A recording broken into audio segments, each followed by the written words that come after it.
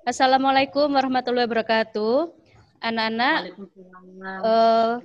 hari ini tema kita adalah berbincang-bincang dengan pengusaha crafter dari Bojonegoro. Kalian tahu crafter itu apa? Tidak. Crafter itu nanti ya, kita akan dengar langsung dari pembicaranya. Nah, sebelum kita memperkenalkan pembicara, mungkin kalian perlu kenalan sama pembina kalian ya. Kita sudah mulai minggu kemarin ada kegiatan tapi belum kenalan secara langsung ya. Nah, ini yang ada di hadapan kalian, ini adalah Bu Maria. Nah, Bu Maria ini adalah pembina ekstrakurikuler entrepreneur yang kalian ikuti sekarang ini.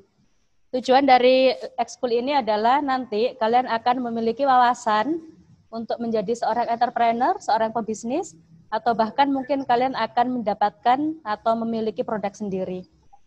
Nah, kalau di SMP Lab, Bu Maria mengajar pelajaran IPS ya. Seperti kalian lihat di belakang Bu Maria itu sekolah kalian. Bagi yang kelas 7 belum tahu, ini gedung sekolah kalian seperti ini ya. Nah, kayak gini. Itu ada taman di belakang.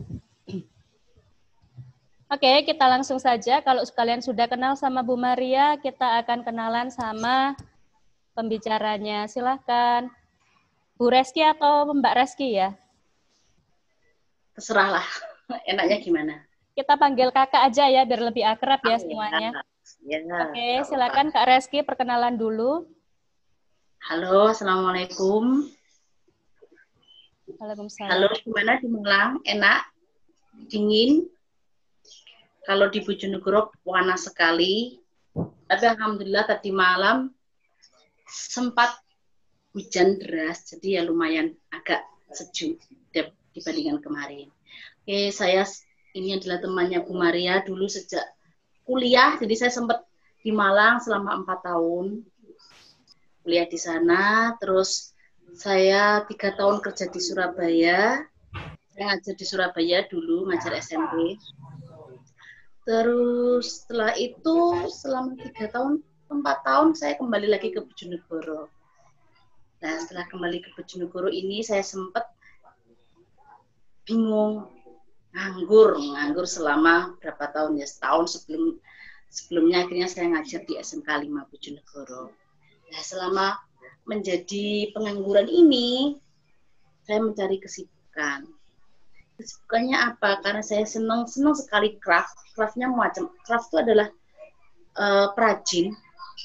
Bisa perajin handicraft, bisa perajin tas dan sebagainya. Nah, karena saya lagi senang rajut. Merajut ini saya tekuni ketika saya di Surabaya. Jadi ketika kecil saya tuh belum pernah merajut. Baru merajut itu adalah ketika di Surabaya, sedang kos terus di kos nganggur ngapain, ke mall beli benang, setelah itu merajut, terus sampai di Bojonegoro saya tekuni. Memang usaha saya ini adalah dari hobi, karena saya senang, akhirnya produk saya foto, saya taruh di media sosial. Zaman dulu adalah Facebook awal-awal itu. Facebook, terus saya foto, ya buat ya cuma sekedar men-share aja, men-share produk saya. Ada tujuan untuk berjualan ketika itu. Terus teman-teman saya kuliah tanya, Lores, ini produkmu, ini kamu yang bikinan? Oh ya, saya bikin. Akhirnya teman saya itu belinya tuh hanya 1 atau 2, tapi lusinan dia jual lagi. Nah, awalnya dari itu sekitar tahun 2013-an.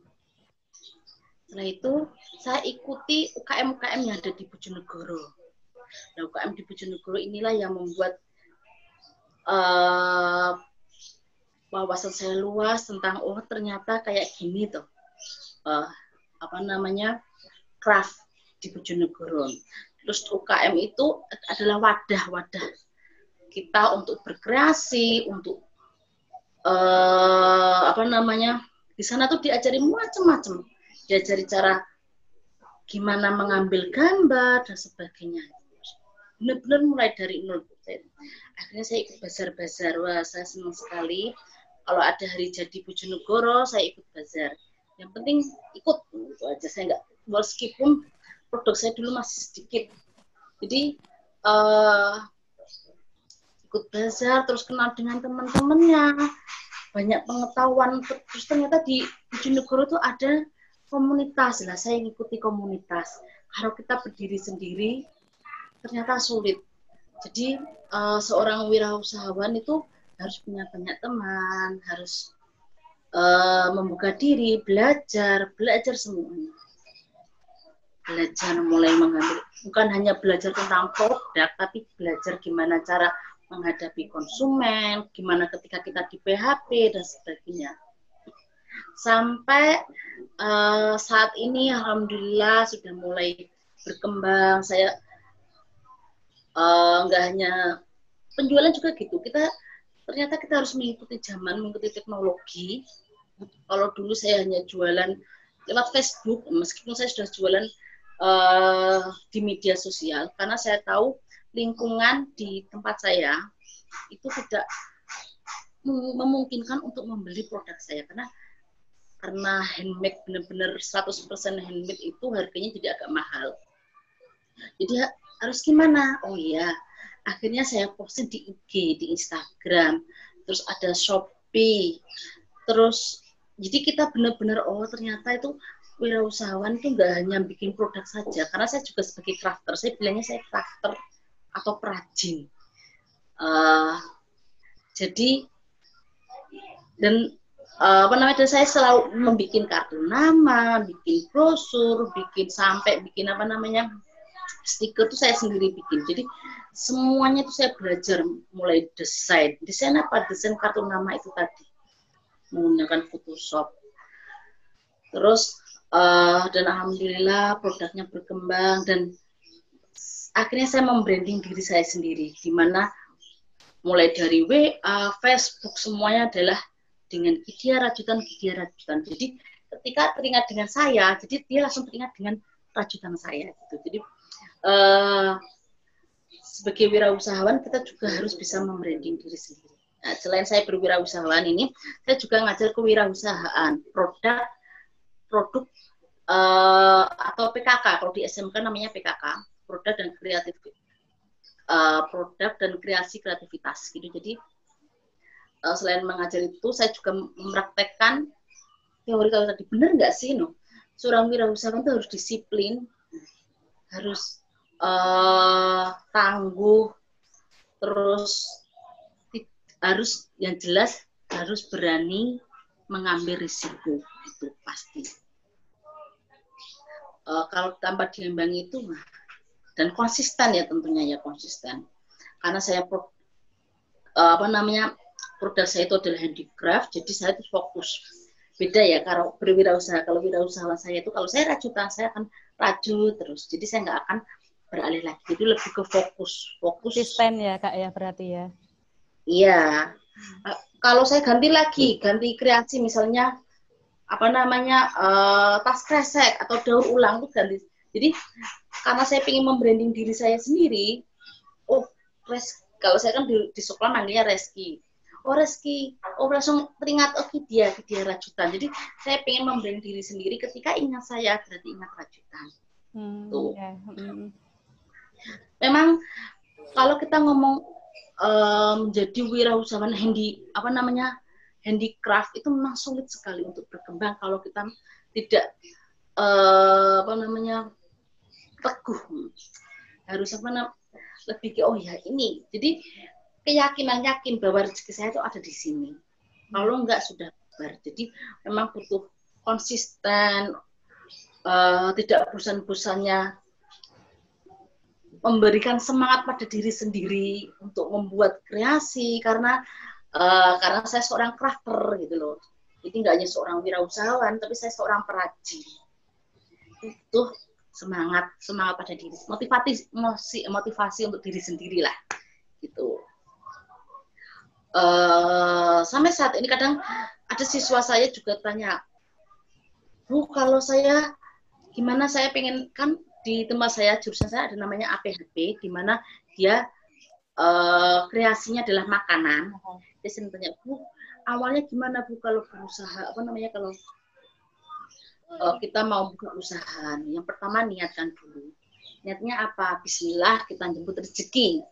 Jemput rezeki Allah di situ. Meskipun apa namanya, nanti banyak sekali rintangan. Terus gimana promosinya? Promosinya bisa lihat media sosial. Untungnya kita di zaman teknologi yang sangat tinggi, bagus sekali. Jadi kita nggak perlu membuka lapak di rumah. Awal cukup di media sosial atau di apa namanya, Shopee itu. Meskipun saya bukan ambasadornya Shopee, tapi di situ juga lumayan lah. Itu. Mungkin gimana Bu Maria? Oke Kak, terima kasih untuk pemaparannya. Nah ini kan sekarang ini di era pandemi ya, kita lihat anak-anak yang ikut di Zoom ini semuanya lagi di rumah saja, nggak ngapa-ngapain, itu mungkin bisa mengembangkan hobinya. Nah anak-anak itu kan pasti punya hobi ya, kegemarannya apa. Jadi kemarin dari tema ini mungkin anak-anak bisa mengembangkan, kalau saya punya hobi ini apa ya kira-kira yang bisa saya kembangkan untuk saya bisa menghasilkan sesuatu. Nah, seperti itu. Mungkin ada kiat-kiatnya dari Kak Reski untuk mereka percaya bahwa hobi mereka itu bukan sesuatu yang sia-sia, seperti itu. Ya, pada dasarnya Allah tuh menciptakan kita tuh kelebihan, keunikan tersendiri.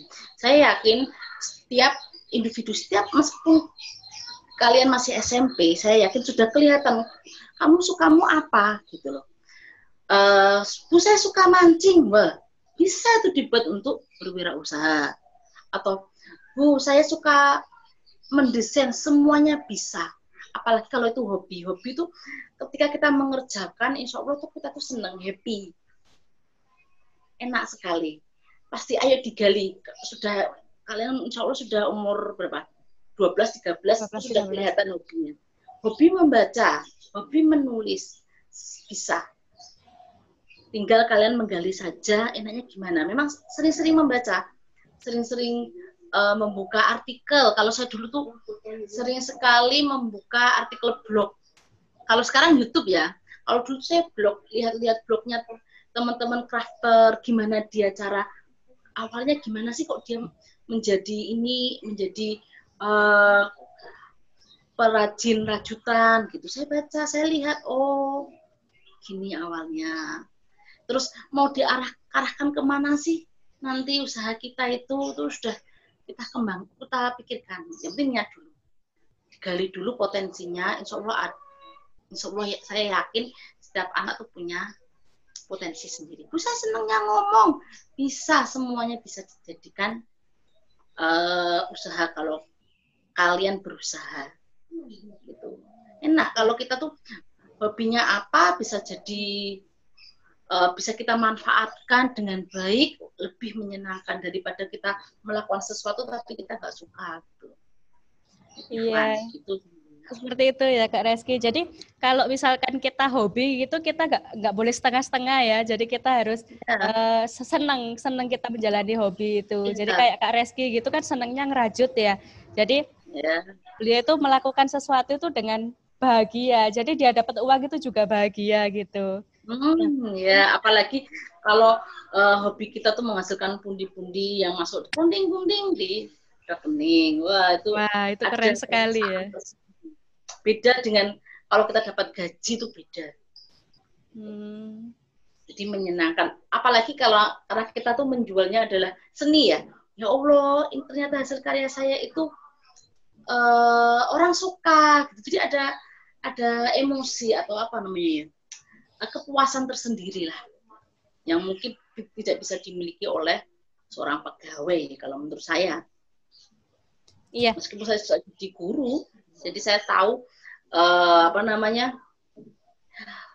Atau gini, saya masih kecil Bu, apakah saya bisa berwirausaha? Wah, bisa sekali. Mumpung masih kecil, belajar, karena berwirausaha ternyata itu adalah mental.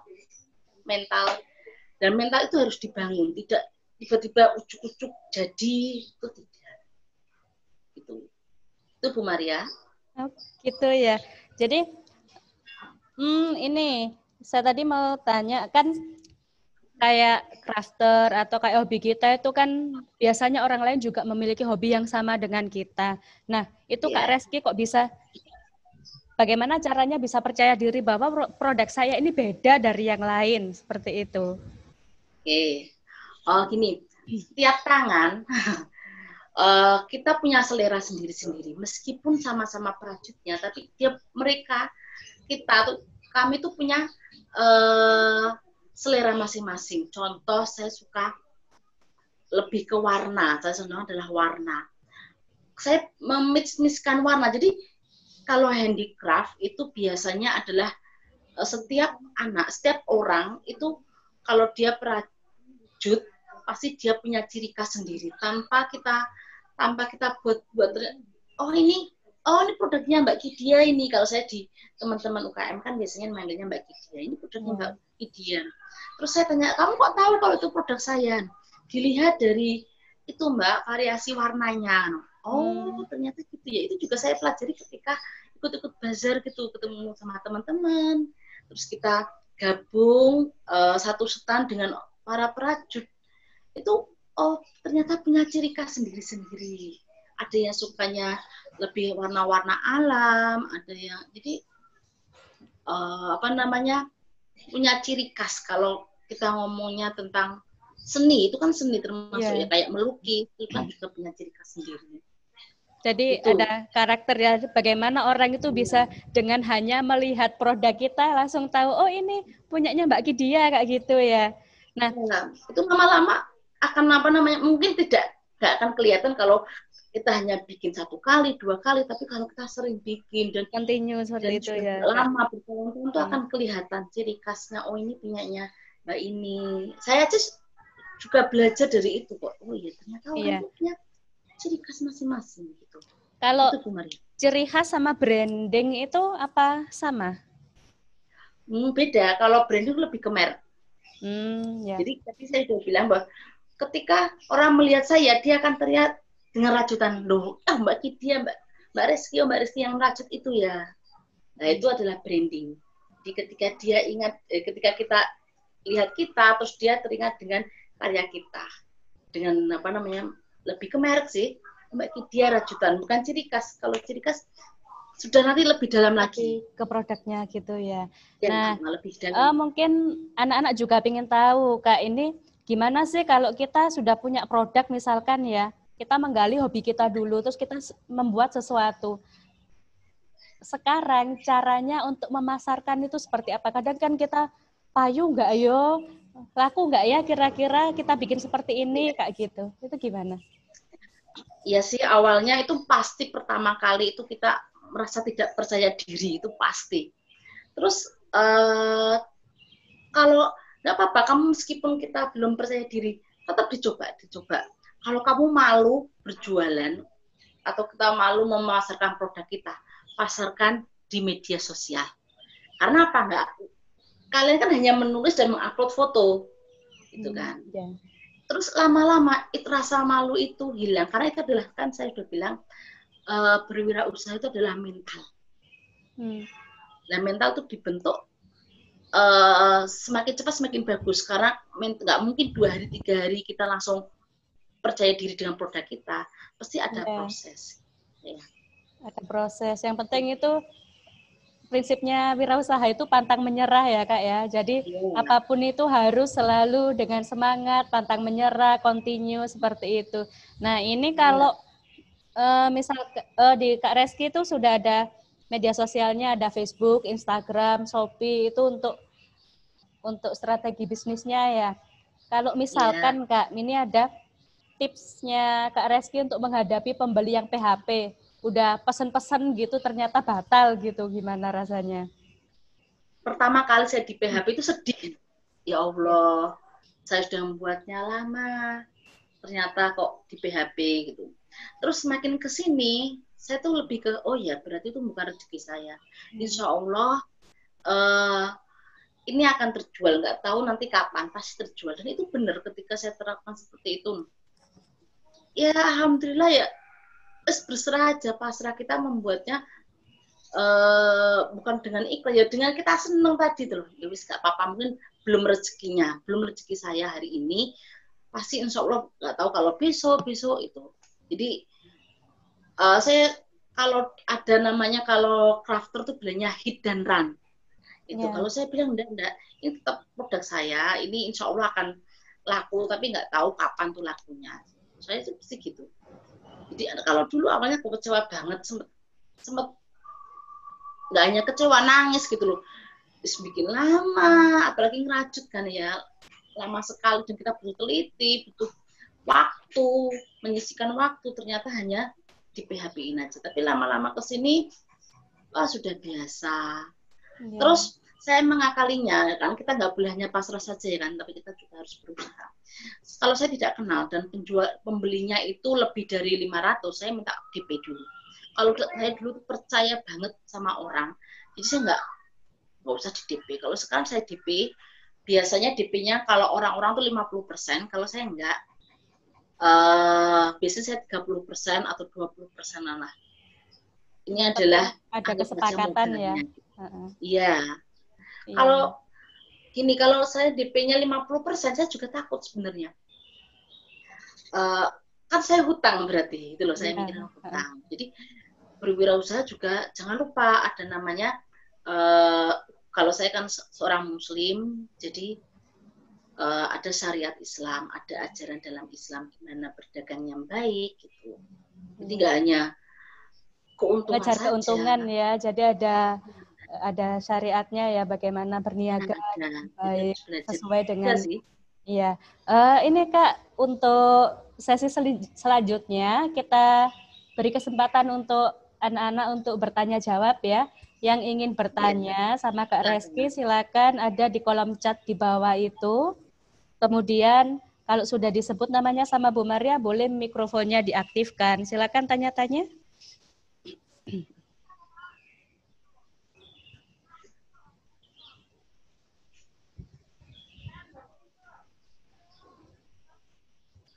Oke, anak-anak silakan, ada yang bertanya sambil nunggu yang bertanya Kak ya. Ini kalau saya lihat sekarang kan banyak ya teman-teman kita lagi belajar berwirausaha, kita bikin produk seperti itu. Terus gini, teman-temannya selalu banyak yang bilang, nganu ya, harga temen ya, kayak gitu. Nah, kalau kita sama temen gitu kan kadang pengennya dapat harga yang miring kayak gitu, itu gimana Kak, kalau menurut Kak Reski? Kalau ya kemarin saya sempat juga bilang, ada teman saya pengen pesen masker, harga temen ya Bu Reski, harga temen tuh kayak gimana? Saya tanya, ya harga temen yang lebih murah, kalau saya jualnya masker kan 25, terus dia minta 20.000, berarti harga temen Bu ya, berarti produknya juga harga temen. Saya sesuaikan, saya sambil bercanda-canda gitu, ya enggak. Sebenarnya kan kita nggak boleh harga teman. Temannya bikin itu kan juga butuh tenaga dan sebagainya. Jadi harga teman ya kita sambil bercanda. Kalau harga teman berarti produknya kalau segini saya kasih sedikit ya Bu, seperempatnya saya hilangkan ya, kan harga teman, saya bilang gitu. Kalau saya gini Kak Reski, kalau menurut saya harga teman itu kalau misalkan harganya 100.000 ya, kalau harga temen itu 120.000. Kenapa? Karena kita dukung usaha teman kita. Iya, benar itu. Iya, ini ada pertanyaan dari Vicky Erni. Jika hobinya bermusik, bagaimana Bu? Dia suka bermusik, jadi Vicky Erni ini gimana Bu? Kak?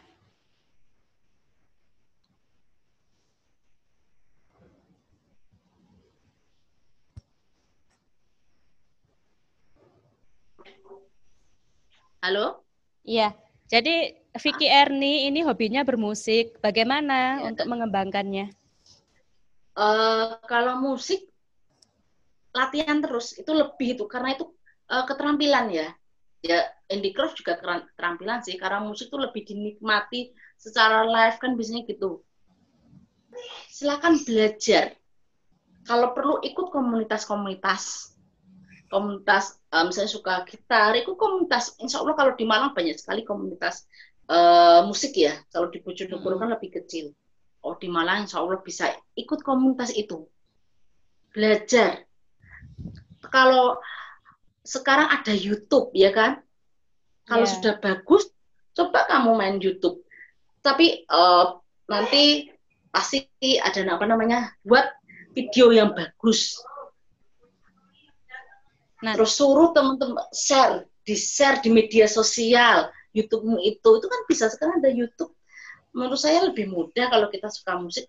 Beda kalau di zaman saya. Kalau saya suka musik, wah, masa harus rekaman untuk dapat uang kan? Iya. Ya sekarang banyak ya kayak penyanyi-penyanyi itu yang suksesnya justru malah dari YouTube ya, tidak di dapur rekaman. Ya. Oke, itu Vicky Erni ya. Jadi kamu harus selalu mengembangkan bakat kamu. Yang berikutnya dari Elga Raditya. Bu, kalau hobinya membuat makanan gimana, Bu? Nah, itu bagus. Cuman makanan itu ada namanya PRT ya. Jadi karena makanan itu untuk dikonsumsi, kita nggak butuh PRT. Kalau sebelum untuk PRT sih, karena usia kalian masih di bawah 17 tahun, berarti biarin di situ, wis. Mbak bilang kok bobo di situ. Biarin di situ. Mbak bilang kok di kono. Halo? Ya. Halo, jadi lebih enak kalau makanan itu. Nanti apa namanya, buat makanan pertama, kalau saya dulu itu ke siswa saya ya, karena saya ada jurusan PHP. Itu pertama adalah mereka tuh membagikan makanan ke teman-temannya. Kayak tester gitu ya. Kalau dia sudah merasa enak, kalau besok langsung aja bikin status, bukan saya mau PO ini loh ya, PO aja. Jadi kamu kalau ada temenmu yang pesen baru dibikinkan. Kalau belum ada yang pesen ya jangan. Jadi enak. Jadi karena kita masih pemula ya, jadi pakai aja PO. PO dulu ya. Jadi kita bikin sesuai dengan pesanan teman kita. Itu ya. Foto, terus jangan lupa difoto yang bagus, sebagus mungkin, yang menarik mungkin. Nanti belajar cara gimana mengambil gambar dan sebagainya. Kadang kita lebih tertarik ke visual ya, sebelum kita tahu rasanya. Kalau gambarnya bagus gitu pasti enak ini kayak gitu ya. Ya tuh tadi itu caranya adalah membagikan makanan ke temennya. Enak enggak, kurang apa? Awalnya memang gitu. Nah, iya itu untuk Elga ya. Jadi kalau membuat makanan seperti itu nanti tipsnya. Ini lagi ada dari Hanifa Nadiana. Untuk awal seperti kita, anak-anak, apa sih yang perlu kita persiapkan selain hobi? Yang perlu dipersiapkan selain hobi. Pengen berwirausaha. Pertama adalah niat. Pengen nambah uang saku, contohnya. Apa ya? Oh, jualan. Kamu bisa reseller. Reseller jualan ke teman. Misalnya temanmu jualan kue tadi. Harganya 2.000. Kamu jual 2.500. Itu kan juga bisa. Atau kamu suka apa? Suka pakai kerudung. Kerudung itu kamu pakai, terus kalau kelihatan cantik, di foto, bilang aja kalau ada warna ini kan banyak sekali. Kalau di Shopee itu banyak sekali reseller ya. Jadi kamu hanya, atau gini aja, atau kamu apa namanya, tapi dalam Islam nggak diperbolehkan sih seperti itu, karena kita nggak tahu produknya seperti apa. Yang jelas kamu bisa berjualan, apa namanya, sharing ke temennya jualan apa, nanti tak jualkan ya, nanti ambil 500 gitu. Atau apa namanya, kalau tadi nggak hobi ya berarti ya jualan tadi, karena pada dasarnya berwirausaha itu adalah berjualan. Iya. Nah, jadi selain hobi banyak ya cara-cara kita untuk menghasilkan, untuk jadi pengusaha. Oke, dari Dialiva. Nah, ini bagaimana sih cara membagi uang dengan benar itu? Kalau kita sudah berwirausaha, uang yang kita dapat, contoh kita dapat uang 5.000. 2.000 kita simpan, yang 3.000 ini buat modal. Jadi 2.000 itu adalah keuntungan kamu, yang 3.000 ini disimpan untuk buat modal. Dan uang itu jangan dicampur dengan uang pribadi. Kecuali kalau yang 2.000 tadi. Ya. 2.000 ini anggap aja misalnya kamu dapat uang 5.000. Yang 2.000 ini ini adalah pendapatan kita. Jadi kita berhak menggunakan apa saja. Tapi yang 3.000 ini kita gunakan untuk modal lagi. Jangan sampai uangnya kita buat jajan terus kita nggak punya modal. Itu Kak. Jadi ada pos-posnya sendiri. Harus punya pos untuk modal. Tuh. Oke. Nah, ini ada juga beberapa pertanyaan kayak menggambar, kayak game online, juga untuk konten video itu mungkin tadi sudah terselip ya di situ. Tadi kita bisa berusaha, kita bisa mengikuti kegiatan-kegiatan di akun YouTube kayak gitu, ikut komunitas ya intinya Kak ya. Jadi kita nggak boleh sendirian, kita harus terbuka wawasan untuk sekitar kita, lingkungan sekitar kita. Nah, gini untuk Kak Reski, ada nggak pesan-pesan dari Kak Reski untuk adik-adik di SMP Lab kalau pengen jadi pengusaha seperti apa sih? Pesan saya yang pertama, ingat dulu Bismillah. Ini adalah kita niatkan, ini adalah salah satu cara kita untuk menjemput rezeki Allah. Yang pertama itu. Yang kedua, kita tekuni, fokus, tadi saya bilang fokus dulu untuk membuat berwirausaha tuh satu dulu. Kalau satu sudah sukses baru bisa membuka lagi. Jadi itu ya, fokus, konsisten itu penting.